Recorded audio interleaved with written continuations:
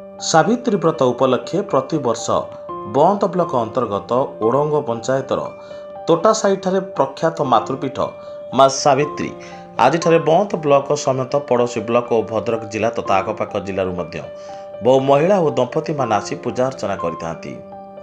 लोकंकर विश्वास जे ए पीठरे सावित्री व्रत रखि महिला माने पूजा अर्चना कले से दाम्पत्य जीवन सुखमय हुए एवं जावतीय रिष्ट खंडन होता है। गुरुवार प्रातः काल आमर साई सत्य न्यूजर भद्रक जिलार ब्यूरो चीफ दिलीप फुंडिया सेठारे पहुंची ग्राउंड जीरो रिपोर्ट करछंती। आमर प्रतिनिधि पहुंचा पूर्व सेठारे महिला मानकर भिड़ यथेष्ट बढ़ी जाइतिला। प्रातः काल अपराह्न अतिक्रांत होगा जाए एठारे हजार हजार संख्यार महिला मानकर भिड़ लगी रहितिला।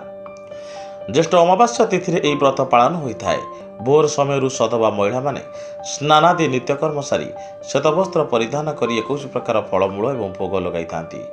पवित्र पीठ में दीप जाड़ा सहित हाथ में व्रत परिधान पादुका सेवन पूर्वक निज स्वामी दीर्घायु कामना कर भोग लगाई व्रतर समस्त नियम पालिबा सहित स्वामी पाद पूजा कर समस्त को प्रसाद बांटी था। यह व्रत अवसर में सत्यवानंकर स्मृतिर प्रतीक स्वरूप एक कुराड़ी को मध्य पूजा करा विधि रही। पूजा समय उपस्थित सधवा महिला मानकर शंख हुड़हुड़ी घंट आउ हरिबोल ए पीठ कंपी उठिथिला।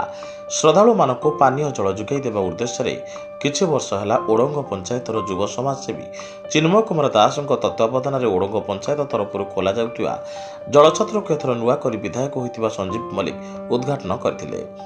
ए मेला अवसर में विभिन्न प्रकार उठा दोकानी मानकर गहली चली एक मीना बजार बसीथिला। सेठारे महिला और छोट पिलांकर भिड़ दृष्टिगोचर होउतिला। ए मेलारू मनपसंदर जिनस किनी श्रद्धालु माने घर को फेरुथिबार देखिबाकू मिलिथिला। मनोरंजन पाई संध्या समय मेलोडी और भजन संध्यार आयोजन करा जायतिला। शांति श्रृंखला रक्षा पाई पुलिस मुतयन रहिथिबा बेले भिड़ नियंत्रण करिया पाई स्थानीय स्वेच्छासेवी माने नियोजित रहिथिले। भद्रकरू ब्यूरो चीफ दिलीप खुंडियाଙ୍କ रिपोर्ट साई सत्य न्यूज।